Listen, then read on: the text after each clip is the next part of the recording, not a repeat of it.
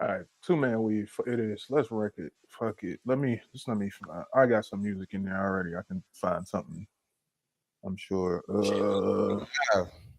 Okay. We live. See, this is the problem with not having the camera. I can't like when I switch apps and stuff. Like it covers up, so I had no idea. Oh, that's all good. All good. Well, let me see. What page are we on the gram today? I was on mine because I was already logged in. But next week I'll have it all set up on the other one. Yeah, we all good. Cause I don't know. I still don't know what's up with that. I still don't know what's up with that. You know, what I'm talking about restriction that we had. Yeah, I'm looking. I think it's just the age of the page. Maybe that might be it. So we're coming up on a year in like December or November.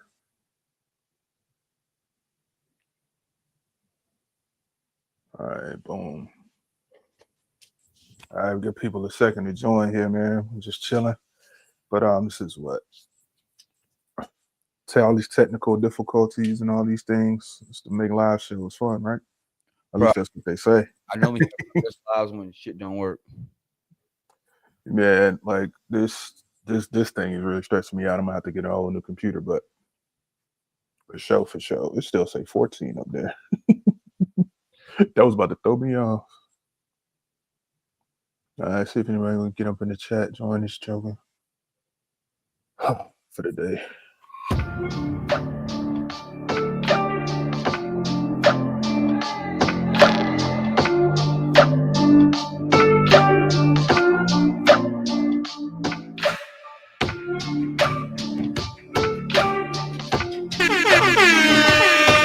Maybach music.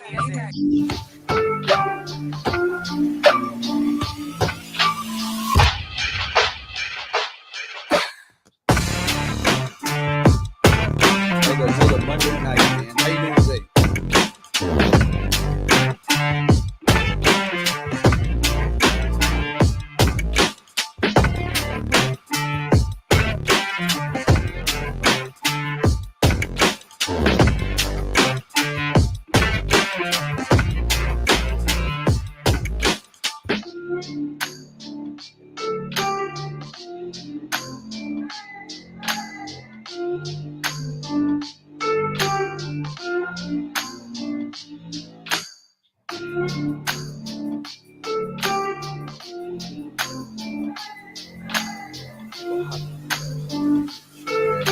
What up, Rick Hansen?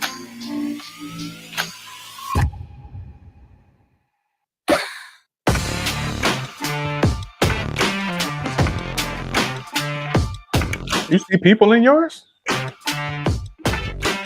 I see you pointed on stream with the stream. Nobody's in mine. But I'm also watching it on YouTube. I mean, not YouTube, but I was watching it in Instagram. I am too. I always watch on the tripod off to the side with my phone. That's how I catch the comments, but I don't see anything.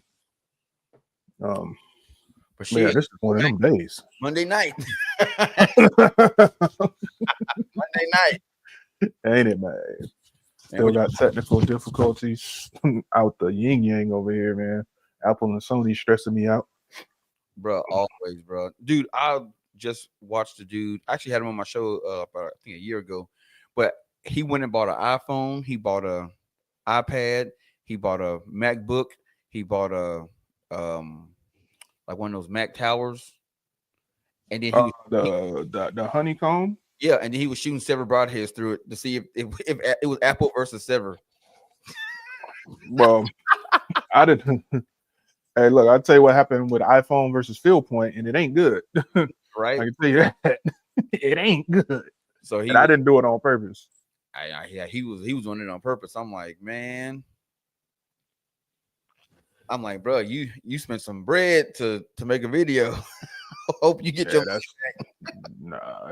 no, she probably won't. He probably just out there doing whatever he want to do, like just on the humbug, on the strength, man. They shit He out. ain't got. That's. I'm pretty sure that's what that was about. Yeah, hope you bought it used, because if you bought that stuff brand new, bro, you was people do anything for the clout these days, man. But Man, what? right. But welcome to another episode of the new Jack Archer podcast. We're live here on Instagram and YouTube. If you're listening, go over to the Instagram, follow the new Jack Archer's page, go over to the YouTube, subscribe. We got tons and tons of videos over there. We're getting uploaded every day. And go if you're going to get a chance, you got a TikTok, go over and follow New Jack Archers on TikTok, man. Tonight, I'm your host, Trey, with host JayCam, MrJayCam, Equalize Outdoors. What's good, Jay? Man, I'm here. I'm chilling. I'm here. Battling through it, man. Just battling. It's been a long 2 weeks. Been one of them weekends. You know what I'm saying? I'm telling you, man. For some odd reason, it seems like whenever you take, well, I'd say whenever I take like long weekends off, bro, like it's like my computer stuff never want to work. Like it got to warm up. So mic don't want to work, then the soundboard don't want to work, camera don't want to connect to the computer. It's like, shh. Whatever Apple did, like the shit is trash. Like point blank period. It's fucking trash. Like it just don't work no more. Especially for me, because I still got an Intel chip in my Mac, man. Like stuff is just like I can't even hardly stick my SD card reader into the computer now, man. It's like I gotta pop hit enter as soon as I connect it. And if I'm too slow, like I won't even be able to read the cards. And I figured that out like reading 50 different Reddit threads from people having the same problem since this new iOS came out. That was my mistake for upgrading. And dude, it's like they always upgrade to fix bugs, but then it's like they'll fix one bug, but then like two more bugs pop up that keep everything, nothing's ever running smoothly. Yeah, that's how I go every single time, man. It's always like that. Like you right about the running smooth part. Like sometimes you just gotta leave well enough alone. They never will. Just keep on keeping on, man. But shit, what we got on the docket for tonight for the people? Oh man, we got a whole bunch of stuff. Just a whole bunch of stuff coming down the pipe, man. But first of all, I just want to say shout out to the people in Texas. I'm thinking about y'all, the floods and everything y'all that's going on right there. Shout out to the people that support us, Custom Gear, Ullrs. Our shot 3D video is finally out, but we got some news from Pennsylvania, some draw news, some some wild stuff going on with the drones. That's my favorite subject. I love the drone talk. And then some talk about gear, and you got the field and stream, some field and stream talk for us. Oh, That's what's going on. I've been reading up and down through that article, man. Like thinking I'm gonna find something like, all the specs of the all the specs of the particular not competition, but the test. But it seemed like you left a lot of stuff out, but we'll get to that. But you just hit on all the flooding down in Texas, man. That's a bad deal, bro. Like it seems like every year we got some kind of disaster that just come out of nowhere. Dog, I feel like it's always something. Like, cause it was the fires in California just like a year ago, or maybe even less. Like it's a lot of stuff going on, man. Like I said, just thoughts and prayers to everybody involved with that, man. If y'all can donate, find a reputable organization if you can. You know what I'm saying? I'm sure them people appreciate all the help that they can get, especially I mean, it was a little close to home. Not close enough to impact where I am. I don't think where you are either, but just think like a couple hours down the road that was going on, and it happened so fast, bro. Like it was crazy.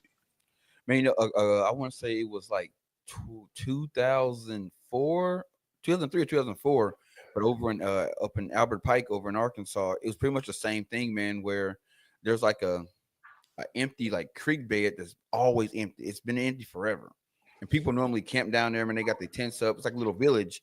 And just one particular time during spring break, when I was in high school, it started raining, and people were like, it's just rain. And all of a sudden, it just started coming down. Then the dam broke, and then a whole lot of people drowned. It was not a good deal. Oh man, bro. Because I think I mean, like, did you like looking at some of them videos? That was just crazy, man. So, but like I said, with us being based in Texas, man, I just wanted to say a little something. We'd be remiss to not speak on it. But just to show you what Mother Nature can do. It's all powerful, man. Like, and in a situation like that, I don't even think there's nothing you can do to really prepare for that. Like the water went from like no feet at all to 26 something feet in a matter of minutes. Like, never seen nothing like that before. It started raining at midnight, and like between midnight and 4 o'clock, it was already like 27, like not 27 inches, it was like over houses. I can't remember exactly what how much it was, but I was watching on the news and it was like, 12 o'clock, it was like at the front door. By 4 o'clock, it was over the house. I was like, God, that's not good. Crazy. And, thoughts and prayers going out to all the families out there, man. And, saying if you, feel it in your heart and you want to donate, find the organization, the Red Cross. There's a ton of other different organizations out there that's, doing some kind of relief for these people. Yeah, man, just be careful of them scammers, man. Like if you're gonna do something, make sure like it's a reliable source and it's going to where they say it's going. There's shame people that take advantage of a tragedy these days, man. Some people just ain't never gonna be shit, but they always come out. So choose wisely. For sure, man. But so I see on the news here we got Pennsylvania Sundays. Now I've been seeing a big thing about this, but I didn't even know it was a thing at first. So people couldn't hunt in Pennsylvania. Yeah, this is the first time. Like, I got that from this article from bowhunting.com. For 50, they've been fighting for it. It says for 50 years, according to the House rep that sponsored the bill. But yeah, they were not allowed. This is the end of a 343-year-old restriction on hunting on Sundays, basically. So it's the first time they've ever been able to hunt on Sundays in Pennsylvania. It's not that foreign to me. Like, it doesn't sound that crazy because we just went through something similar in Virginia. Like, they opened it up not too long ago where like you couldn't hunt on Sundays there either. And they even still have certain restrictions now. Like, if you're near like a church and stuff like that, like as far as like how far away you got to be, like and what time you can start, but it's legal. And the people in, especially like, I mean, because you got to think about how tough that would be, man, because you got a 5-day work week, right? Yeah. You might not be able to get out after work. So basically your season was just Saturday if you didn't have Sunday available to you. And so now like they got, if you're in that situation I just described, like now you got it, basically your season length just doubled because you got Saturday and Sunday that you can get out there and hunt now. So it seems like, things are changing and going along like with what we're dealing with in Utah, right? It just seems like our community is able to get things done, like when we actually stick together and work our reps. Like we stopped that sale of public land, like they got that moving. Like whether I agree with it or not, in New York, the show before last, 2 shows ago, New York got the crossbow restriction lifted. Like it seems like it's something that's been going on, like in the legislators are listening and we getting things done. So, I know that's a big win for them to be able to hunt now on Sundays. No, what was the reason behind it? Is it like a religious thing? They saying like, because I know like there's like some communities in Iowa where like on Sundays, you can't do nothing. You can't cut your grass. You can't water your grass. You can't do no yard work. You can't nothing. Change your shingles. Sundays it's a kaput. So like, is it got something like religious, or is it just one of those things where it's like, I don't know, man. I don't know what the justification was for it in Pennsylvania per se, but I know like in Virginia, that's for sure what it was. Virginia Commonwealth, man, all that old school Bible Belt. We keeping it, doing this, doing that, but like they got a lot more progressive lately too. So I really can't think of any other reason for it, like because it says here that the blue laws were adapted for religious reasons, meant to promote church attendance and observation of the Sabbath as a day of worship and rest. Like my uncles, like, man, like I talk about Uncle number every week, man. One day Uncle will slap me, I swear, if he ever hear this, but they won't hunt on Sunday still, like, and they be talking about me all kind of bad, like when turkey season come around or whatever, and I go out on Sunday. like I'm able to get out more during the week, so I haven't been too pressed about it. The last time I was out there in the season, I haven't deer hunted on a Sunday yet, but turkey, I ain't missing a day. You know what I mean? If I'm healthy, but they refuse to do it. They're like, "No, this ain't right," and that's their whole justification too. Like in the southern areas, like people take that stuff serious, but Pennsylvania ain't even in the South, and it was the same way up there. Yeah, but they still got that old time religion, man. Like going way back to the colonial days. Like, Yeah, I mean, like for for real. Like, because we started it in Virginia. The first blue laws were enacted in the Jamestown colony in 1619 by the First General Assembly of Virginia, according to bowhunting.com. But it says this go back as far as 321 AD to the Roman Empire. Oh, damn. So yeah, it's Yeah. They said you can be traced examples as far back as then, according to this article here. You still got places around that they don't even sell alcohol on Sundays. Texas, talk about places, we live in one. So yeah, you can't sell alcohol on Sunday. Well, they actually changed it. It's liquor. Yeah, it's liquor. It's hard liquor, but they don't sell alcohol till 12 o'clock. Like once 12 o'clock hit now, then liquor stores open up. But that's because all the people they in church now, they ain't with the church now, they want they drink on. So go ahead and open it up after 12. Bruh, I mean, Texas is like that too. Like, man, I remember one time, it's football season, right? Like it was like a London game or something. I don't know. I hit the Kroger to grab some stuff to cook. It was like 11:15. I got like groceries in there. I go to the thing. She's like, "Oh, you can't, but you can get everything else, but you can't get this." I was like, "What you mean?" She was like, "It ain't 12 or whatever, blah, blah, blah." So then I had to make an unnecessary trip back to the store to pick up beer for the people that was coming over later on that afternoon, man. Like Texas is behind, bro. I don't know if we ever gonna get it done down here. Man, I think it's county by county though. So I think if you live in like a progressive county, then you start getting stuff changed. But a lot of the counties, especially in East Texas, man, they are way behind. Super religious, super Bible thumpers. They ain't going for that stuff, man. Like at all. Man, go ahead. I would say you mentioned we as a community we are getting stuff done. So you mentioned getting the Mike Lee land bill, getting that up out of here. New York is getting crossbows, and like I said, we don't agree with it. We don't agree with it, but it's a win's a win. In our community, and then Pennsylvania got their Sunday hunting open now, but I get afraid when it comes to legislation, when a certain community starts getting a bunch of small wins. It scares me because it tends to lull people asleep, and then boom, something hit. And I just see it in like the industry that I work in. A bunch of small wins lead up to like a big loss, and I'm hoping that's not the case. Like for the outdoor industry or the outdoor community. I'm with you on that, but I don't think it will be. We can't. Somebody just made me laugh.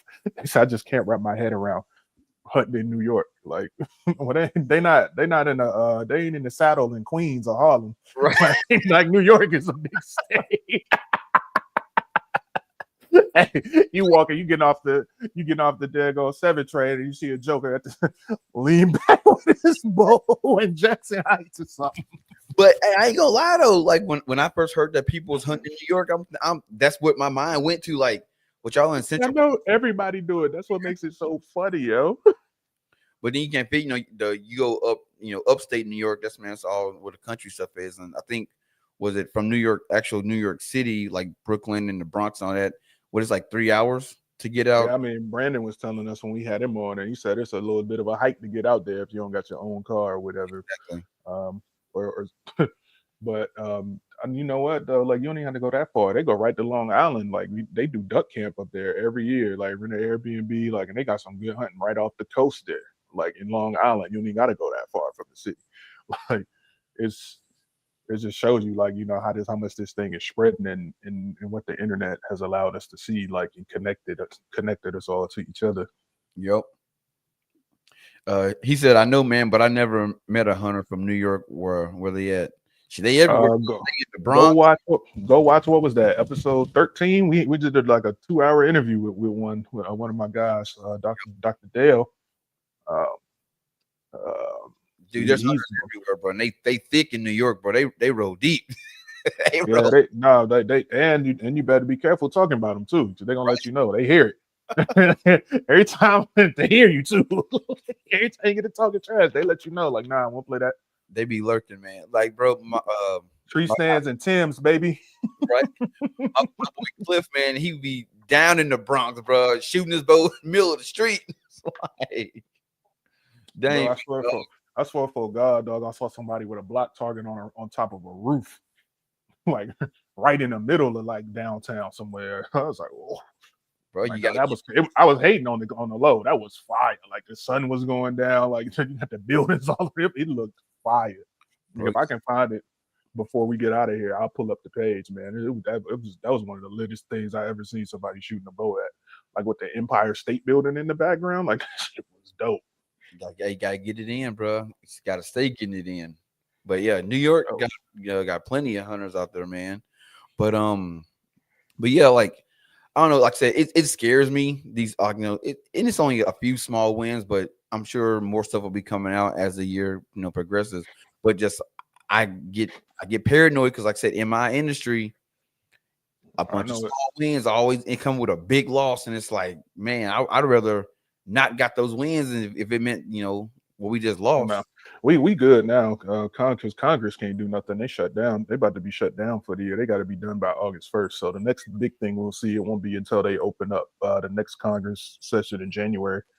But still keep that pressure on though. Tell them we ain't on that BS. It's not archery related, but it's one thing that I would really love to see done. Because with that same big beautiful bill, right, that just passed. We'll just talk about it real quick because some people, I'm sure, they hunt firearms too, or you have shoot or whatever. At least they dropped the tax on the suppressors, the short barrel rifles, and pretty much everything, except like automatic firearms or whatever. So if you wanted to buy a suppressor, you used to have to pay a $200 extra. Basically, it was just a tax stamp, and then fill out your form 4, which is an ATF form, do the background check, all that. It was taking forever, but they dropped that to 0. The only reason, like when it first came out, the NFA Firearms Act that regulated that tax, when it first came out, somebody challenged it in the Supreme Court, and the only reason that they upheld it was the fact that it was a tax. It wasn't and so it wasn't viewed as an infringement on the Second Amendment. Now that that's dropped down to 0, when that bill goes into effect on January 1st, I expect to see a lawsuit and see this case taken back up to the Supreme Court, because now it's basically illegal registration. You don't have to pay the tax anymore, but you still got to fill out the form and register it, and that is a direct violation of the Second Amendment. So if it don't kick off with Mike Lee and some crazy public land stuff, that's the next thing I'm looking for right off the break in 2026. Bro, I can tell you, so in Sioux Falls, we have what you call it, the Dakota. Oh, it was Dakota Silencer. Now it's called Silencer Central. But man, let me tell you, bro, it used to be like, I want to say it was a year. It took you almost a year, 2 years to get your suppressor. Now, 90 days, you got the Joker. And sometimes it can be faster than that, depending on how the paperwork get pushed through. Oh, when they just back in like January or February, whenever they went to this new electronic thing, like you can get them in 3-4 days now. Like it don't even take that long. Like my boy Chris, with Hood Neck, man, they file that Joker. Man, you're gonna pick that thing up. Like they'll file it on Monday. Like they be shooting it on Friday. Like, bro, it's super fast. People have a crazy like misunderstanding of like suppressors. They think it's like the movie suppressor was like, yeah, and it is not Hollywood quiet. Like, that's what I call it. Like, that's not how this works. Because I remember I was out, I was shooting one, and what you call it?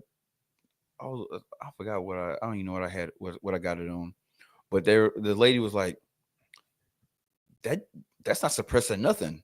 I'm like, oh, if I take this joke off, you gonna tell the difference on it. It's different, man. But it's definitely not. It's not movie quality. It's not like you see on 007 or the Born Supremacy. Ain't none of that. No, I wish it was. No. I wish it was, but no. I mean, like the right don't get me wrong, the right combination of like ammo and stuff, like you get into like subsonics and stuff, like it can be pretty safe to like earplugs level, you know what I mean? Um, where you don't need them, like you don't need hearing protection. It can get kind of low, but it's really about hiding the flash anyway. But that's a whole nother subject for a different day. Oh yeah, for sure, man, for sure. But man, we are less than 100 days away from the season kicking off, man, and you know we've gone back and forth talking about different hunts that we trying to book and go on. But have you anything you found lately or interested in? Yeah. So for those of us out here in Texas, the drawing hunts, which is Texas, basically, lottery is already open for 2025 hunts. They opened on July, around 1st of July. I'm not sure the exact day. It is a notoriously painful process, but basically the gist of it is you got pay $3 per application that you want to get into, and then they'll have like a tag cost, like if you draw anywhere from $80 to $130. But they got some private land stuff and guided packages where you just pay like $10 per entry for those. And I mean, you got alligator on here, exotics, hogs, javelina, mule deer, pronghorn, spring turkey, got your youth only stuff. Then they have these what you call E-postcard selection hunts, which is you got to have the public land hunting permit, and those will start on August 15th. So those aren't open yet, but got a whole bunch of other opportunities. And then you got the Forest Service antlerless permits and all of that stuff, and somewhat national wildlife refuge hunts as well. So I went in there and I put in for all of the archery deer, archery mule deer, just like I do every year. Texas used used to be called preference points. Now it's known as loyalty points. Pretty straightforward, man. But once all said and done, it probably costs about, for me, probably like $200, maybe $200, like to get all the apps in that I want. When it's all said and done, that tell you how many options it is. Bro, they be busting down on the application fee, man. Which I mean, it goes $3. What do you mean? Like this is the cheapest you can get. Adding up, they start adding up. Well, don't apply for all of them, but if you can, bro, that's less than what it costs to even breathe about an elk tag. you ain't a quarter of the way to an elk tag at 200, and it probably won't be that much. Let me tell you something, bro. The elk tag, that's one of the things where you are super happy that you draw one, but when that joker hit your account, it's like, man, dang. And what's crazy is you don't find out from Colorado Game Fishing Park that you. No, you find out when the credit card statement hit. You find out when that statement hit, like, bam, oh, God, $800 something. Oh, I must have drew. Yep. But like states like Wyoming, New Mexico, and I want most of the other ones, they make you pay up front, and if you don't draw, all of them, I think, besides Colorado, make you pay up front. Hey, that keep a whole lot of cats from applying. Dog, bro, like my worst nightmare, bro. It's like when they all hit at once, like everything you put in for, you be sitting there. It'd be like the best worst situation you can have. You'd be like, yo, what did I just spend $6,000 on? Oh, shit. Hey, if you applying for them tags, you better have the money, and you better just go ahead and set it aside. Like I used to have a bank account just for the tags. Like boom, put my money in it, and if I hit, it get pulled out the account. If I don't hit, cool. And that's similar to what I do. It ain't just for tags though, but I do it every time like I travel, I go somewhere, whatever. Like I put it there, and whatever happens with it, I'm cool with it. You know what I'm saying? Like because otherwise, you might wake up, need a little ginger ale, some chicken noodle soup or something. You know what I'm saying? You better hope they start taking Afterpay and Klarna and Sizzle. That pay in full. All right, so you play too much. You play too much, dog. You almost got me, boy. I ain't gonna say it. You almost got me. Caswell, you better pay. But I'm telling you, hey, listen, I'm telling you, too many things is taking Afterpay. And I'm gonna say this as nicely as possible. Just look around the next time you're on the plane, man. Something a little different. I figured out how all these jokers getting to Santorini all of a sudden. Mykonos. Dubai. Dubai. Hey, let me tell you, the minute Matthew started doing paying for, it's a wrap on the game, baby. It's a wrap, baby. Hey, cat's gonna be everybody gonna be shooting flagship. I told you offline about the move, but I won't dare say it on here. Nope. No chance you're gonna get me to say it publicly here. No way, buddy. I don't want them type of problems in my life, man. I'm cool with the status quo. I was talking to my boy Rex, because we kind of got an idea. We're gonna open up an archery shop, and he was like, "Man, we should do like a renter center type deal. You know what I'm saying? Where people can pay down and then they can take the bow." I said, "Man, cat come in there and put his money down. We never see him again. Gone." You better have an air tag or something in the riser, buddy, because you won't see that bow again. I'll tell you that. Man, that cat gonna drive all the way down from Iowa, buy a bow, and be gone. Give us the wrong address and everything. Nah, bro. I gotta find a way to tag my bow if I was doing that. Like for sure, man. But man, yeah, like the common misconception though, like going back to it, is like, about Texas. It's like Texas don't got no public land. Texas don't got no public land. It's just Texas is so big. There's over 1 million acres of it. And the apps are due early. Like a lot of the hunts I just talked about, the deadlines are like August 15th. Like even spring turkey, like the deadline is like super early. Like because I didn't know I was moving back here last year at the time yet, so I missed most of those as well for a chance to get into the draw. I think it's like October, end of October. You got to have your spring turkey in already. So there's something to keep your eye on from Texas. Hey, and then when Peyton said then the tags hit and then the Onyx subscription come out. I ain't, and that ain't too bad. I can take that hit, man. Take that hit. The little I can take that. Nah, I got it. I just get the yearly one, man. I can't keep up with that very much. That stuff stressed me out, yo. Yeah, just give me one date. I think mine that I got to worry about. I got mine come out once a year, and tell you what you want would get me, and I'll be forgetting about. I bet you 95% of Americans forget about it. It's that Amazon Prime subscription. Yeah, that joke hit, and it'd be like 175. You be like, damn. That's how I feel every time. That's how I feel every time I see Go Hunt pop up. Oh, forgot about that. But it's worth it though. Like, it's worth it. But Onyx. Speaking of Onyx, they trying to get into the research game. If you got the elite membership with all the states, you get the like the research tools and stuff from Hunt and Fool now. I've been looking at it a little bit. It's a little bit different than the style on Go Hunt, but they got some good information and some articles and stuff over there too. And it's free if you got the elite one. You just go, if you get on the computer, you look on the bottom left side, it'll say like elite benefits. Check some of that stuff out down there if you haven't.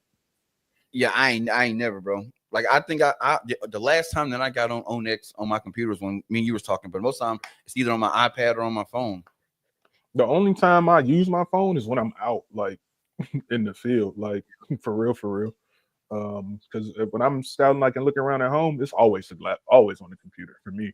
It's my preferred way to do it. It's just easier to manipulate the waypoints and folders. Because remember, I showed y'all all the stuff I got. Yeah, we did that little scouting bit. Man, so like it's hard to do it from the phone. Bro, it'd be dope if you could do Onyx like do like VR and just sit there and. All right, man. So you doing too much. We're gonna talk about that AI stuff a little bit. You doing too much, man. No, don't get them jokers. No more ideas. Like they already doing too much. It's getting out of hand, man. Like it really is. But did you know that it works on CarPlay too? I did not know that. Oh yeah, if you got like CarPlay, I don't know if it works on Android Play because I don't do Android. But when I plug my phone in, I can I can select the Onyx on the grid and I drive by something that look nice, so I see some turkeys in the field. I can hit my dash right there and get the waypoint going, and go back to the computer and edit it later on, like right there on your screen. And if you got like a trailhead or or like some coordinates somewhere like you're trying to get to, you can use that. It'll navigate on your dash from CarPlay instead of using Google Maps or Apple Maps. Like, yeah, Sharenda, what's going on? She's saying like, what? CarPlay? Yes, I've been doing this for years. Like in hunting season, like my map pretty much is always on X. Like that's almost always on my dashboard. A lot of people don't know that, but yeah, it definitely works with CarPlay and it's pretty functional too. You can zoom on it. You can do little basic stuff, like enough to drop a pin. Can you bring your homeboys in it? Can you do what? Yeah, that's what I'm saying. Like you can see the waypoints. You can zoom out, see your waypoints, and you can even navigate to them and get turn by turn directions from Onyx on your CarPlay. Oh, I'm gonna try that. Yeah, like next time, like just pop in something like randomly, and when you put in the car, plug your iPhone and hit the select the Onyx icon. It works with CarPlay. A lot of people don't know that, but it definitely does. Yeah, Especially when you like on some public land in the middle of nowhere, and you got like the offline map downloaded. Like you can still navigate on the screen, like it'll follow it because you got GPS. yeah. Yeah, I definitely gotta check that out because I'd be out in the sticks, and then you get to get on your phone. That's you know you ain't got no service, and then it's all. Well, you got to download the offline maps from the computer first. That's the thing. Like, Gotcha. get on there, select your area where you're gonna be at, and make that offline map. And then when you pull up your phone and you ain't got no service, that CarPlay screen, if you driving, you can still navigate on that by the GPS. Just a little tip for everybody. And I can tell people in the chat didn't know about that. Oh yeah, it's going nuts. Yeah, I see it. I was like, yeah, man. Look, if I can explore something, I'm going to explore it. But while we talk about tags, one more thing before we get up out of here on that. If you ain't see that episode, I did a little quick thing. We've been doing this new thing called New Jack News. I did one. But if you're trying to get out west this year and you missed out on the draws or whatever, it still ain't over. Got a couple key dates coming up. The secondary draws over in Colorado. But leftover tags will be going on sale, like Idaho coming up on like August 7th. We got the list for Colorado's list will come out like with the leftover. It ain't out yet for this year, but that'll be coming out sometime soon as well. I think Oregon has some stuff. Yeah, they should be on sale if anything's left. Oregon went on sale on July 1st, and Utah had leftover tags from starting on July 8th. And bull hunts just went on sale, general season on July 10th. And spikes only will go on sale on the 17th of this week. Nevada will have first come, first served tags that will be out. They don't give a specific date. It just says around late July. And I don't have a date for Wyoming. I do not have a date, but Wyoming, you can look out for that. And I believe the preference point window for purchase only is open in Wyoming as well. Give me a second and I'll verify that. Bro, I'm bad on the second draw. Like normally, if I don't get to the first draw, I don't apply for the second draw because I don't even keep up with it after that. Like I be just moved on from it, which is probably why I don't draw. Like I miss out a lot because I just don't get into the second draw. Now, so like I keep up with it, but what I did was like one year I put in recurring calendar because most of these dates are similar. I just put in recurring calendar events every year for my phone, and it pretty much reminds me. Like without that, I would be very, very hard pressed to keep up with it. Hey, I'm gonna ask you a question about it. So check this out. I was going back and forth with one of my homeboys, and I was like, you know what? If they came out with a tag, maybe, and let's say it's 2 doe, a buck, and a turkey, and you could hunt all 50 states, and it was $5,000. I'd pay for it. Would you? I think it would cost a lot more than $5,000, but well, yeah, I definitely would. 1,000%. That's a no-brainer. Yeah, I just threw a price out there, but it's like, yeah, 5,000. I think anything over 5,000, I think people will be too scared to do it. But you can hunt. I guess you call it like the United States hunting tag. You can just hunt. It'd be like a U.S. super combo license. Yeah, and you can hunt. Let's see, if it was elk, antelope, whitetail, turkey, bear. Yeah, I mean, I'd pay $10,000 for that tag. I would pay, especially if you talk about like you throw in something like crazy, like maybe you can get a moose even. Like then the money's going up, and yeah, those would fly off the shelf. I mean, like Yeah, you think they'd fly off the shelf? I do 1,000%, man. Look at how much these jokers is paying for guided hunts for like, man. You know how much an Osceola turkey go for in Florida for one turkey, bro? It's like $3,500 for just one turkey. Like they would definitely pay some money for that swiftly too. Like when you Surrender said she sell a kidney. I saw that. I just saw it pop up on the screen. Not sell a kidney. I don't know, man, because like only thing is you gonna it's a whole lot of money in this smoke. Jokers is rich, man. You know how that go. But you gonna, I mean, you got to be on your shit. Because like, I mean, not really. It's only one deer, one elk, one antelope, one bear, and let's say a moose. Let's say they throw a moose in there. You throw a moose in for an extra $3,000. So $13,000, you get this countrywide tag. Yeah, some jokers is paying that for guided elk hunts or guided sheep hunt. Like, yeah, they would sell for sure. I'm paying it. And if they were all in like premium units too, I think you talk about maybe $15,000 might even be the floor just to even get a foot in the door, like on that. But see, I feel like you'd have to make it where it's only like a limited amount, like say 10. The more limited it is, the higher that price going too. Like 10,000. Supply and demand 101 right there. Yep. So if you was put in position to make this tag, how many would you issue? 50 states, I might do 50.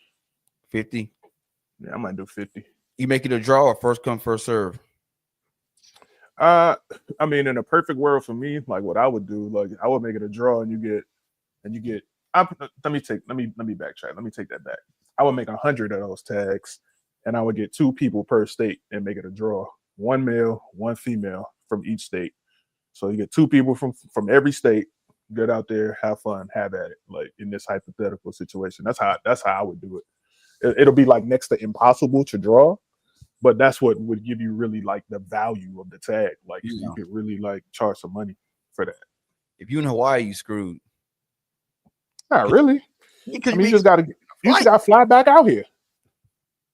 They probably got the better draw odds.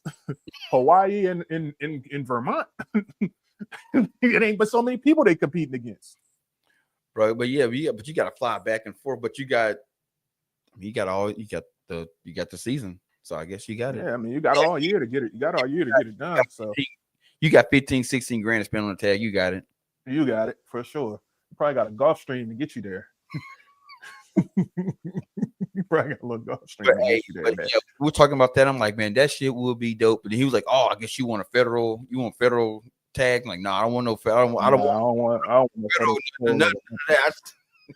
Like people be taking this stuff too serious, man. Like, yo, sometimes we just be talking about stuff like just to see like the like where your mindset is and like just to have a conversation with people. Like, it's like them dudes that get on like on message boards and be like, oh, you could just Google that. Well, then why are you here? Ain't the point to have a conversation, my dude? Like, yeah, of course we can Google it. Google don't talk back.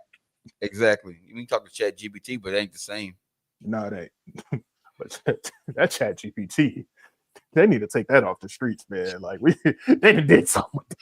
And bro, and that's just the one that we got. Think about what that man. That's the free version of that. Yeah. I'm almost getting to the point where I'm thinking I might buy the $20 one. But I'm gonna have to cut something else out.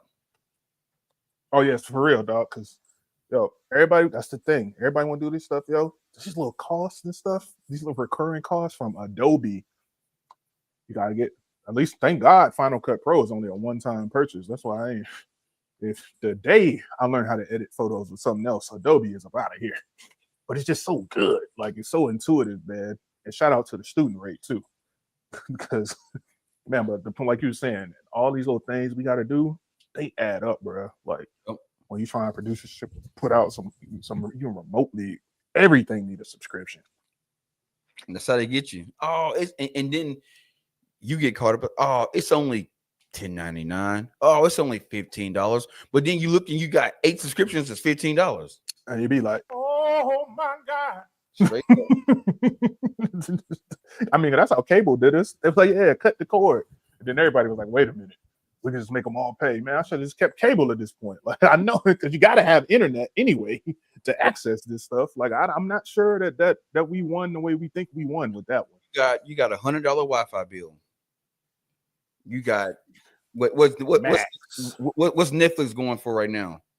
Well, don't ask me. Thanks. Shout out to T-Mobile. Don't ask me. Netflix Plus is like $20. 20 something. Okay, then you got HBO about 15. HBO 10 with commercials, 15 without commercials. That's what I'm saying. I'm talking. I don't commercials. Hulu like $75. If you got Hulu Live and all that, it's like $75. Bro, by the time you add up all your streaming services and your Wi-Fi, you paying like $400, $500 a month. Way more expensive than cable ever was. Yep. Like, we got hustled on that one, boy. We fell for that hook, line, and sinker. They saw a bunch of suckers and they licked us with that one. That was crazy. Bust you down.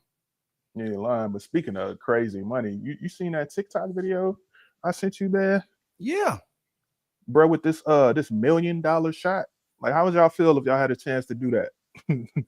So what did he say in his description? It's 100 and I got it playing in the background. 1 arrow, 1 shot, $1 million. All you got to do is shoot a target between 150 and 200 yards. So here's the thing with that. How much time are they giving you to what's the notification time? Do you like, hey, you won, be here tomorrow, or hey, you won, will you see you in 2 months? I don't know. I ain't getting into the details of all that, but it's some Rockman gear. Like, I hadn't even heard of the company. You got me out here exploring the TikTok streets.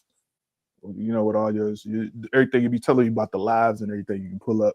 I told you. But apparently they got this archery thing, like, or some type of shoot that they doing. And that's what it said. It caught my attention. I was like, $1 million, but I ain't never took a shot longer than 110. I don't think. Like 150.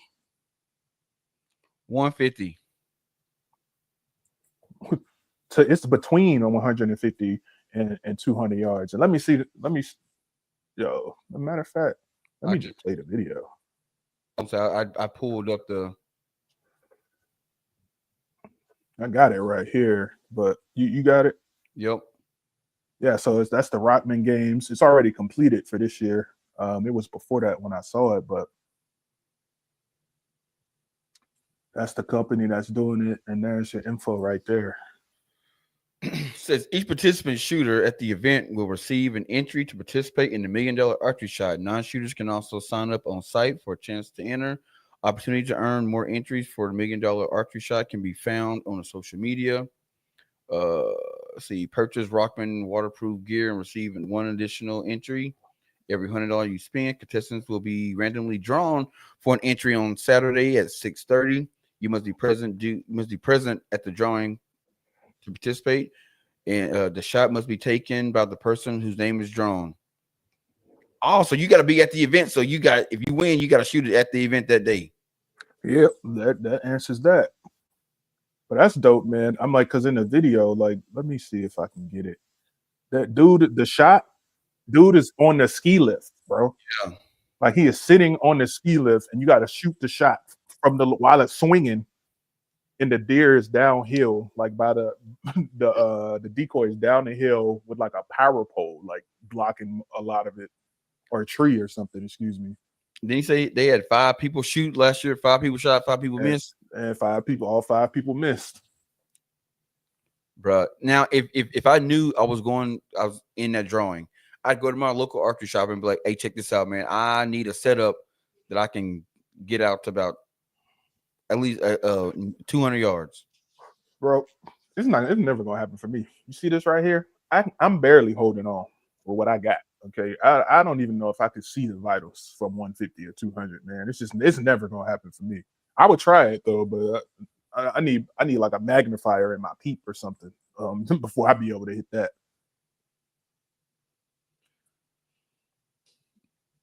Oh, like you can't be a professional.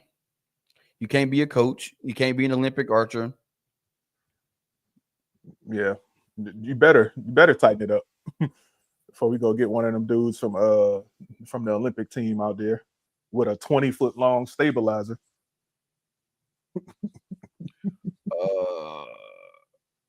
But man, and they don't. You can use a clarifier. You can use a magnifier. All that. So yeah, that like I said, I would have to, because like I can't. There's no way. It's not gonna happen for me, man. Not at all. But so since we on the subject of videos, right? Has anybody out there, any of y'all heard of this company called Whitetail Research? No, have not. All right.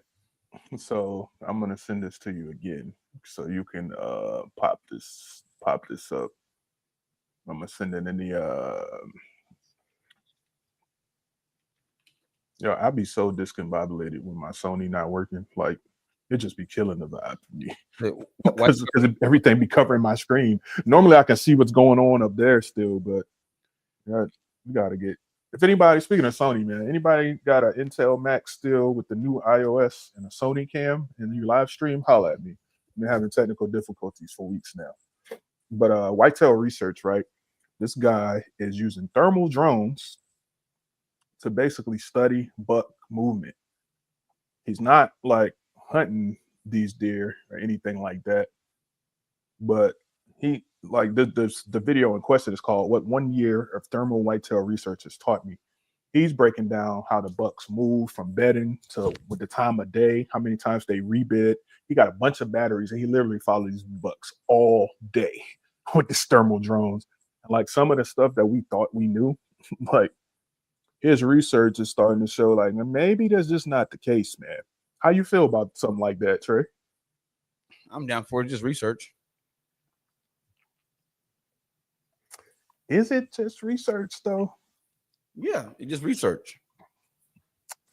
Because you're not hunting from that, what you call it. You're not hunting from that the distance that drone is up there, so it's gonna look a whole lot different when you're on the ground. But just learning the patterns is we're already doing that now with game cameras and stuff. So as long as you're doing it for research purposes, and then once you put that research out there, then hunters can take it, read it, and then implement it in their strategy. But I have no problem with it as long as it's done either outside the hunting season or it's done on private land.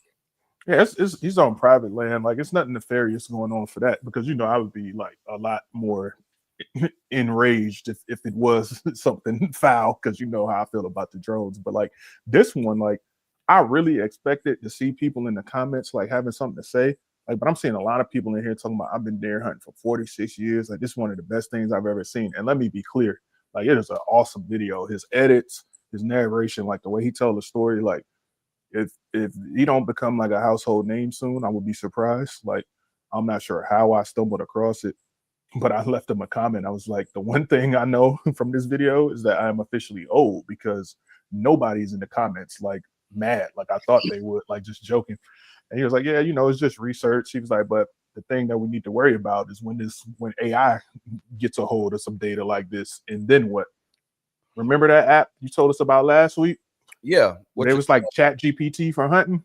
Yeah. That's my worry with it. Like it could be innocent now, but it got if you put the ingredients together, the right ingredients together, it turned into a cake. You know what I mean? Yeah, but there's too many variables that go into it, like in a real life situation. Like, yeah, you can have all the data points you want, but you can't predict that car driving down the road, spooking that deer, making them go right when he would have went left. You can't predict that coyote chasing that deer. You can't predict, a hunter that was in the woods, an hour, 2 hours before you, or hell, even the day before, that spooked that deer. Now he offers pattern. So there's so many different things that can go into that. So I don't think it can actually have an influence on hunting. Now, if you got like a perfect area where I don't know, like your deer ain't getting spooked by stuff, and you're so remote that you're not worried about cars or anything. Like maybe, but I just don't see it being anything that's going to help you be a more successful hunter. Well, Because I encourage you to watch the video, like watch it closely, and let's talk about this next week because, like, I can like, nah, and no, it's very, very clear. Like, no, and it's a very, even the creator of it himself was like, nah, like, if some AI stuff like get a hold of this or somebody with the wrong app, like, then he's like, I wouldn't even do this no more, like, because if you look at how detailed it is, I mean, like, he followed these for a whole year. oh yeah, I And mean, when these conditions were like, when conditions A was present, they did act A. When conditions B were set, the bugs did conditions B. Like I've never seen nothing like it. Like it's honestly impressive. I get that point of it. Like in the bare bones, yes, I get it. Like it can definitely, like you said, scenario A, that shit happened. Scenario B, this took place and the deer did exactly what it's supposed to do. Yeah, but like it don't account for other variables, like I said, someone walking in the woods spooking them. Shit, like nobody's.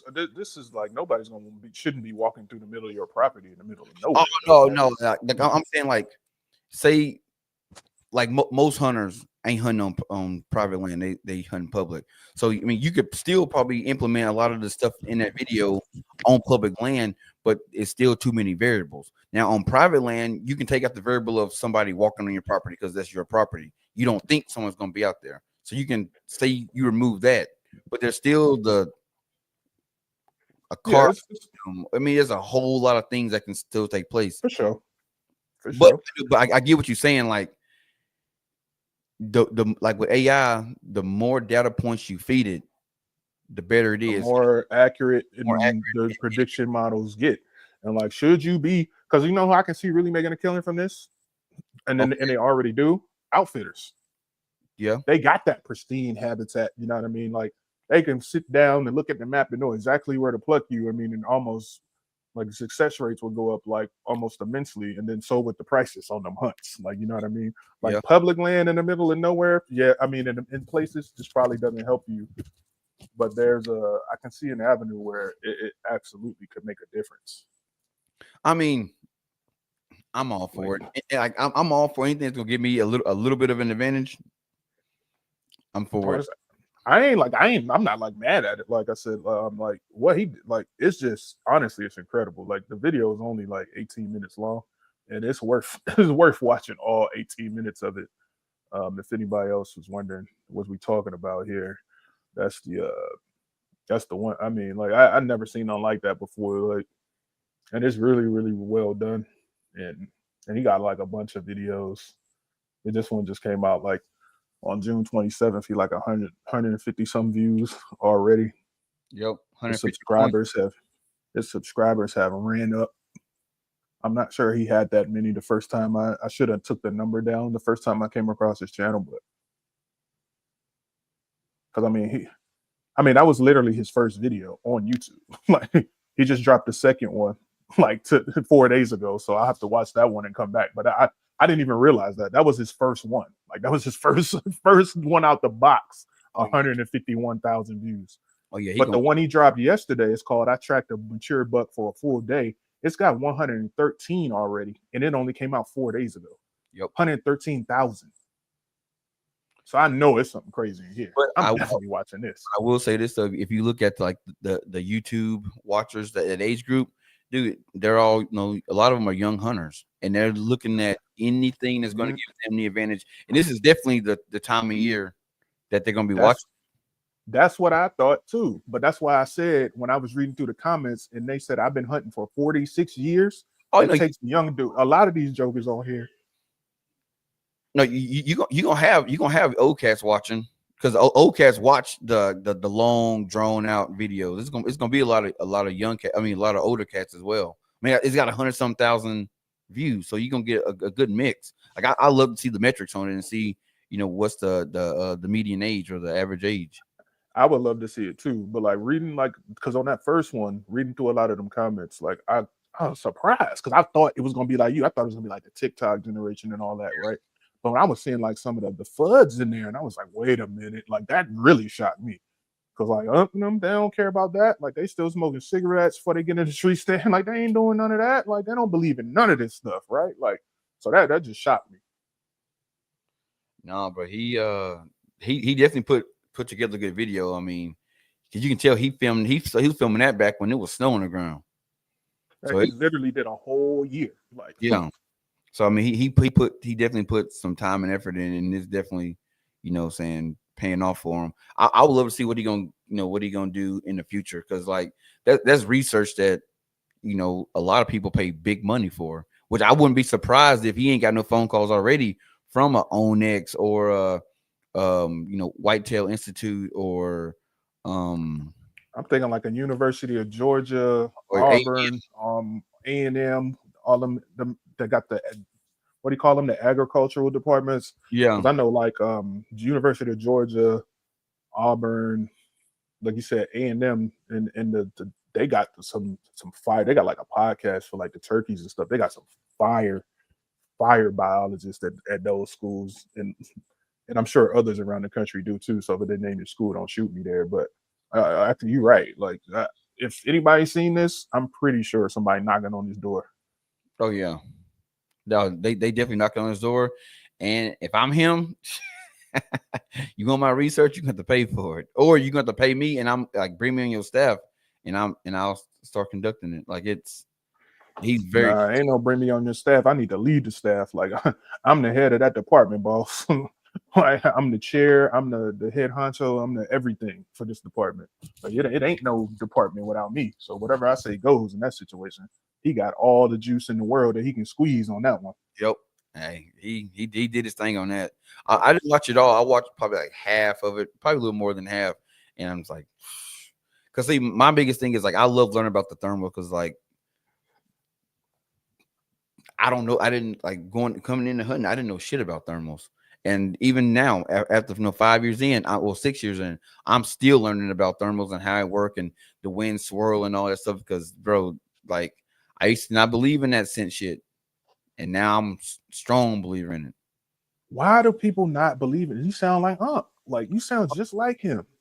Because I'm gonna tell you why. Because my very first time ever going deer hunting, I literally walked in the field and there was a doe 50 yards in front of me. I dropped the one knee, shot her, and it was over with. So I'm like, oh, and like my wind was blowing right towards her. So I'm like, she didn't smell me.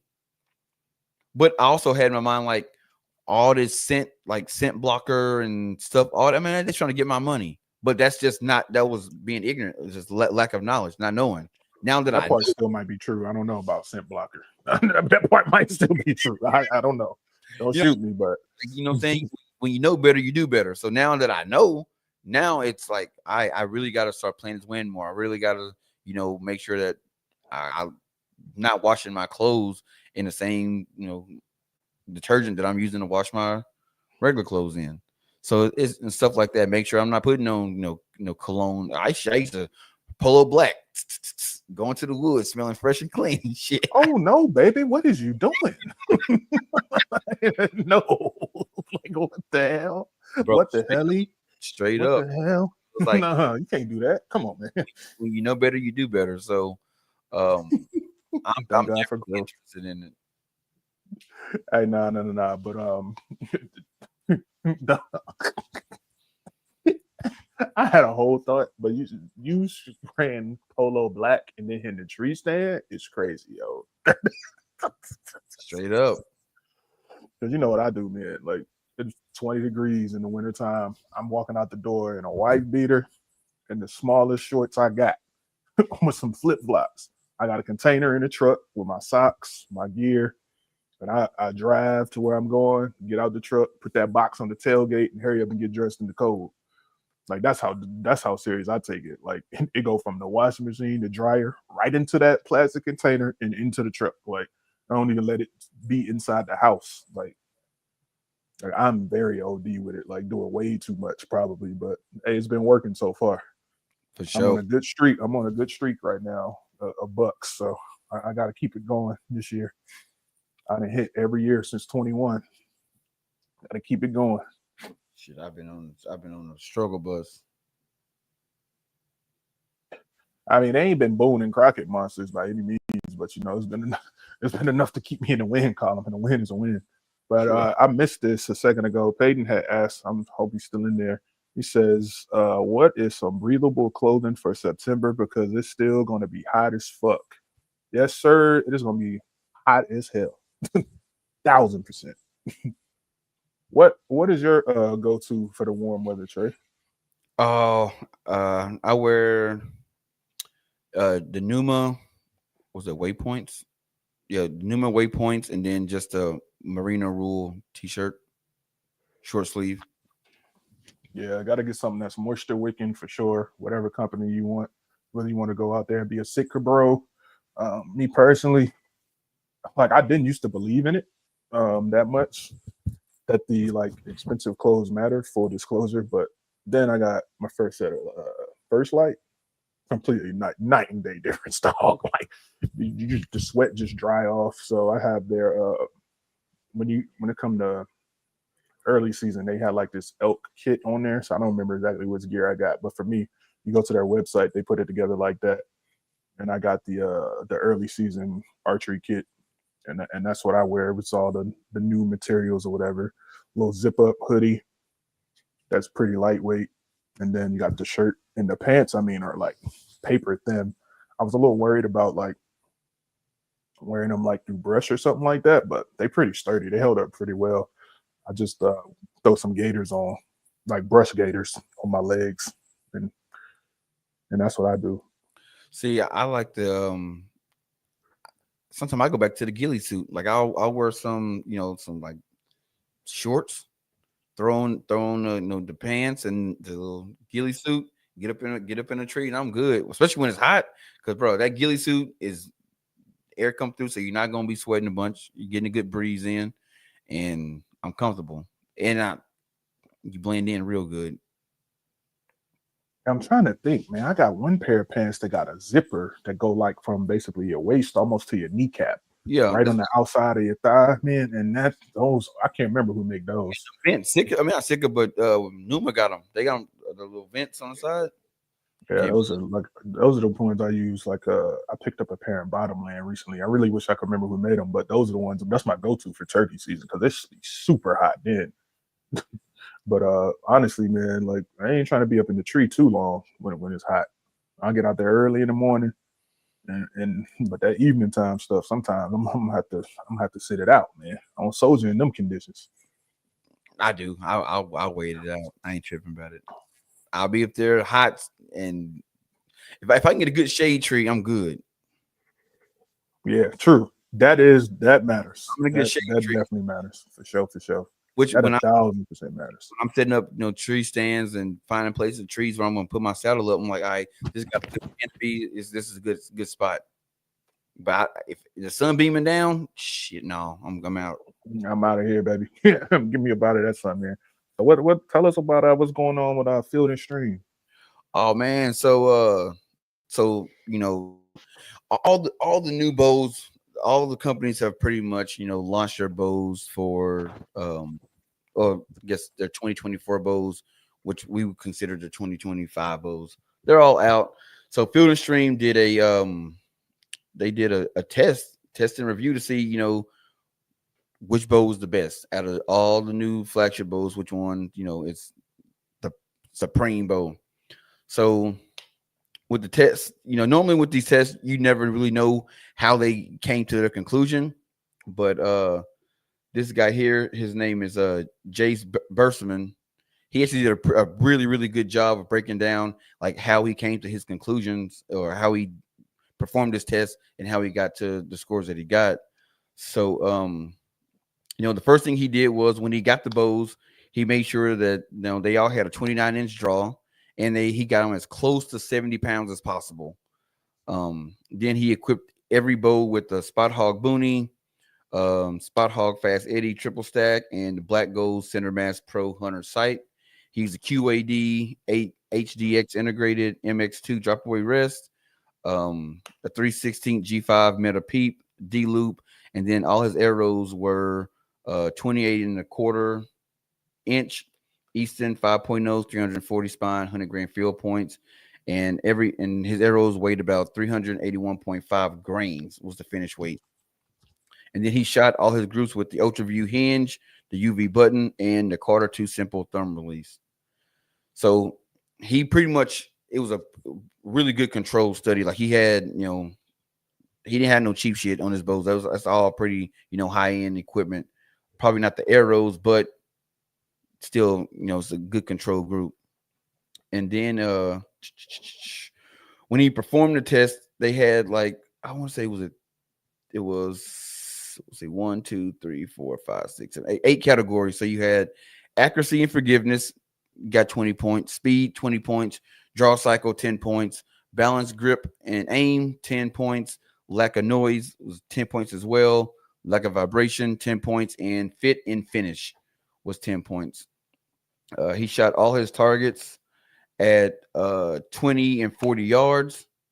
The only thing that he did not put in his study was how many days did he perform these tests. So I don't know if he shot, one bow each day, or did he shoot them all in one day, which that would really change, the score difference if he did all in one day, because after about the, say, third bow, it's gonna be a performance drop off for sure. You getting tired, and he shot 100 arrows through each bow. So hell, after the first bow, after going through the first bow, that second bow is third bow. Yeah, hopefully he did it on like different days or whatever, because that could have definitely affect the the accuracy category. Oh, definitely. You out here trying to power through that. Maybe not though. Like, maybe this dude is in better shape than most of us, but for your average person though, I think that would be a little much to do. But based on his test, man, I was actually surprised at the results, because the best overall bow, you know what it was? Was that PSC, if I ain't mistaken? Yep, the PSC 33 DS, axle 33, brace height 6 3/8, weight 3 pounds 9 ounces. The price really don't matter. But test results, speed, it was 309 with a final score of 98. So, and the thing that tripped me out about this too, like, let me double check, because the do you know the ATA on that Hoyt that he tested by chance? The ATA on the Hoyt was, you said the ATA? Yeah. 33.5. So why did he pick the 29.5 inch Matthews? That I don't know. The Lift X makes a 33. All the other bows appear to be in the 30s. Why did he go for the 29.5 instead of shooting the 33? See, when I was looking at it, I was like, I wanted that. I'm like, why did he go with the 29.5? It made no sense. No, it really doesn't. Unless that's the only one he could get. Because he bought these bows. They weren't given to him. He bought them. If you wanted it bad enough, you could have found a 33. You just seen a couple like not too long ago, right? Like, but then like he had a quote on here too, like, and I know I'm Team Matthews, but what did he say about it? He was like, if Matthews wasn't already winning, the Lift X wasn't already winning the best speed bow, we'd give it best value as well. So is it about what's actually the best, or are you just trying to spread out accolades for the categories? No, why would you even say that? He said yes, it has a shorter riser and less space between the axle pins, but at under 4 pounds, it has a carbon riser feel. Read the last sentence. Without the carbon riser price tag, if the Lift X were not already winning best speed bow, we'd give it best value. So yeah, you just invalidated your whole thing with that one sentence. For me, throw it out the window, because if it's the best value, it's the best value. Exactly. So here's the thing. When I see tests like this, at the end of the day, I'm sure Field and Streams has sponsors. I'm sure all these bow companies are some kind of sponsor, or they buy ads in a magazine or whatever. I'm sure that's the case. So one bow can't win every category. So yeah, you hit it right on the head. He probably had to spread the love out. But don't do the test. I don't want that. I want a real unbiased, accurate test as a consumer. Then keep it. I'd rather you just not do it. If you want to play politics, don't do the test. Well, I'm sure when he wrote it, he thought he was, I'm gonna kill him with this one. bro. Like I honestly, that's why I asked you to read it because I honestly didn't believe that. I thought I had like a typo version or something. Like I was like, no way he said this out loud. Like he wrote this in print. Yeah. So the results show the best overall bow was the PSC, came in with a score of 98. If you go to the Field and Stream website, if you're interested in reading it, he gives a breakdown of each not a follow up, but he gives a overview of how he came to each score for each bow. And then the quietest bow was the Hoyt RX9 Ultra. It got a score of 97 with a speed of 308. Then you had the best speed was the Matthews Lift X 29.5. It had a speed of 311. Final score 96. Then best draw cycle was the Bowtech Proven 34.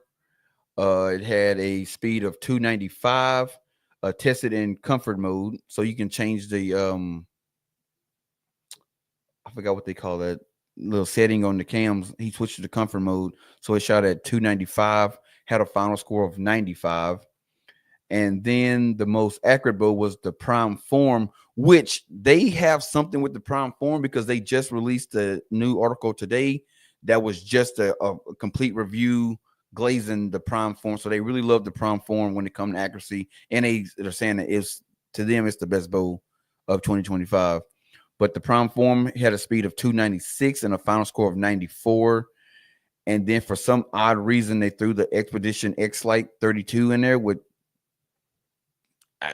I don't know, but it had a score of 93 with a speed of 301, and they just kind of threw that in as like an honorable mention bow, I guess. But the way he scored the test was great, but if you go through and read the article, you can tell he was definitely biased towards certain bows, and you really didn't. And so he gave him a better score than I think that he really should have got. And yeah, I mean, like even like with the Matthews. Your longest write-up is about the Matthews, so you definitely liked it, but you are biased. Like you didn't want to give them every category. Either that, or it's almost like what happens when people do reviews, and then the Matthews wins like the review, and then here come the people in the comments kicking your back in. Like maybe he chose peace. I don't know, like whatever the case may be. But I definitely agree with you. Like, and I'm honestly, I'm just like being a bit nitpicky, I guess, about it, but like that's one of the better ones because at least he explained the criteria. Because so like cats don't when they do tests like that, they don't. Yeah, it's like who paid me the most is usually how I think the results go. So at least they had a standard. So that's cool. It's been interesting. It'll be interesting to see. But I wonder if he shoots the 33, if it turns out any different. That was my real beef with it. Like every other bow is at least 30 inches. Isn't it 32 or above? Matthews has that option. Why not make it apples to apples, right? Yeah, makes sense. I don't know why he did it the way like you made sure that everything was as close as possible. But then when it came to the Matthews bow, he was like, I'll go with the 29.5 instead of the that just immediately stood out to me. Like I was like, wait a minute, why is it? Because I just wasn't sure about the Hoyt. But yeah. So before we get up out of here today, man, season's coming. It's that time that this season's coming. I'm pretty sure people have been buying gear. But my advice to everybody, just know your gear, man. Like, when you're going out there to the field and you got that tag, that should not be the first time you set up that tent because it's probably going to be dark. It might not be the best light. You want to be intimately familiar with how to do that stuff. Like even those of us that, welcome. Even those of us that like have packs and we do that type of backpack hunting, right? Especially if you got one with a load shelf, take some time, watch a video or two because it's not just as simple as pulling the thing out, the load shelf opens, you put the stuff in, and then you strap it up. Like for the Stone Glacier pack that I got, like it's a little bit of a process. And the first time, you're not gonna like get through it like peacefully the first time. You got to know where to reach because you got to take your shoulder straps off, take the load lifters off, and then reattach them at different places than where they go. And then when it's time to put it back together, you got to put them back. So just make sure you know how to do that type of stuff. And for the love of God, It's all good, OG. We about to wrap it up for the day, but you know we're gonna have the full version coming out soon. So I'll make sure everybody get that. Appreciate y'all tuning in with us. I know what you're Um, gonna say. I know what you're gonna say. break in your boots. Do not buy a pair of brand new boots and go out there to the woods, man. Nope. Like that'll be the worst mistake you can make. Your feet will be hurting, especially if you're going out west or somewhere with like rocky terrain and anywhere you're putting in a lot of miles. Make sure those boots are good. Man, I'm What I thought you were gonna say something about the first aid kit, like because I never ever I'd never put no thought into having the first aid kit until I talked to you. Oh man, it's not. You know what? I'm surprised I didn't put that on. And I wrote it. I'm surprised I didn't put that on there too. I just did a New Jack News. You can check it on the Equalized Outdoors or the New Jack Archers Instagram pages, even on our New Jack Archers YouTube page as well. But yeah, that's super important, man. I'm gonna keep beating that drum 1,000%. Like I said, I'll probably hit the. I don't want to get the name. I always say it wrong because like I learned a different acronym that was similar to this, but there's this school that does like wilderness first aid. You can even get like wilderness EMT certified if you want to take it like that far. Like it's a different one for like than your urban EMTs would go to. I'm not saying everybody needs to be at that level, but you need to know some basic first aid because some of the places that we go to, ain't nobody coming to help you, man. Like if something happened to you. God forbid, especially as archery hunters, like you can nick yourself on a broadhead so easily, like, and bleeding is one of the most dangerous things. So you should know how to stop some bleeding. At least go get first aid CPR. It don't cost much. You can get it right from your local Red Cross. It don't cost next to nothing. There's really no excuse to not have it. No, and sometimes it might not be your own broadhead. It might be a broadhead left over from the previous season that you sat down or took a knee and broadhead right to the knee. Like I was like this close. I was like this close last year. No, 2 years ago. I was field dressing a deer and I was getting ready and I dropped down to one knee and I just happened to actually drop my knife and I looked down and there was a broadhead probably like that far from my knee, just sticking above the ground. And I'm like, ooh, that would have been bad. Exactly, man. And if anybody I'm not giving what do you call it, like first like medical advice or anything like that, but if you want a recommendation on first aid kit or something like that, like I got Texas Parks and Wildlife, they got a field guide. REI got a first aid guide that'll get you some pointers, you know what I'm saying? Then you can hit up the National Outdoor Leadership School or the American Red Cross and get you some training, because I'm probably going to check out that National Outdoor Leadership School. That's the one that I was talking about, and do their wilderness first aid course and see how that goes.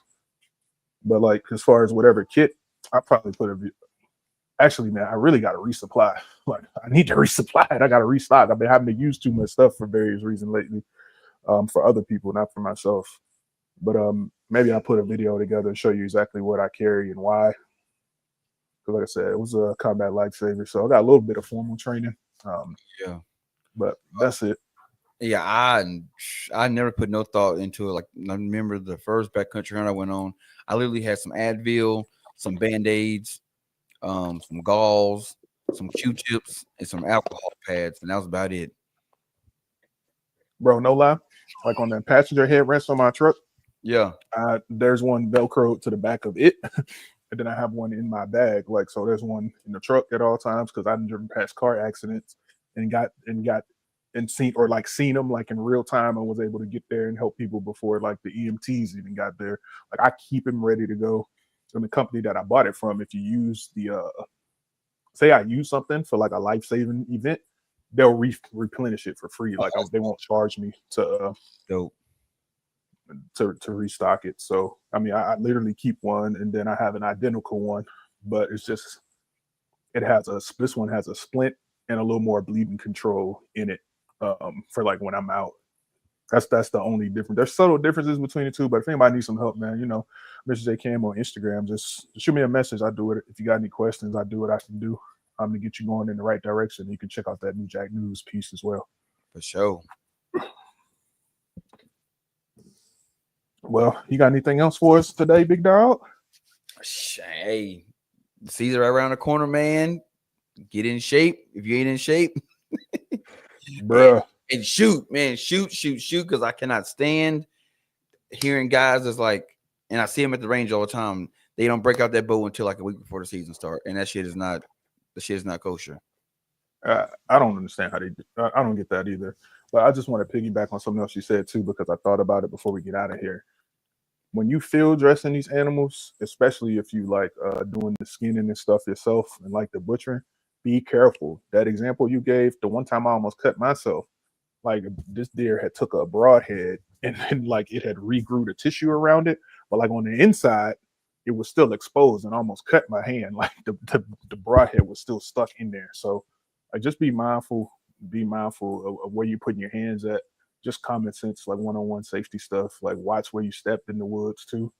And I can't stress this enough. I even said this to you when we was in Oklahoma. If a tree or something or a log is laid down, step up on it first before you just step over. Because if you go ahead and just step over, that's predators and stuff like to lie there, and they reacting on the movement, like for the ambush. Like a lot of people get bit like that. Always step up, look before you step over anything. And that's I'm gonna leave it at that for the day. Bro, I do it every time, even when I'm out on the farm. But I step on a log, look down. My brother's like, man, what you doing? Yep, you got to. You got to. You say you better walk in the woods. You got it. You got it. You got to do it, man. Because like I almost got bit like that one time. That's the one and only time I almost got bit, and it only took me one time to learn it, and I won't do it again. That's it. That is it. Speaking of that's it, man. This is your boy, MrJayCam. That's my main man, Trey. And this is the end of dog. My computer is tripping over here. Like I had the perfect outro plan. You know what? It's not. It ain't been my week, man. You know what I'm saying? It's the boy, MrJayCam. New Tech Office number 60. We out. Peace.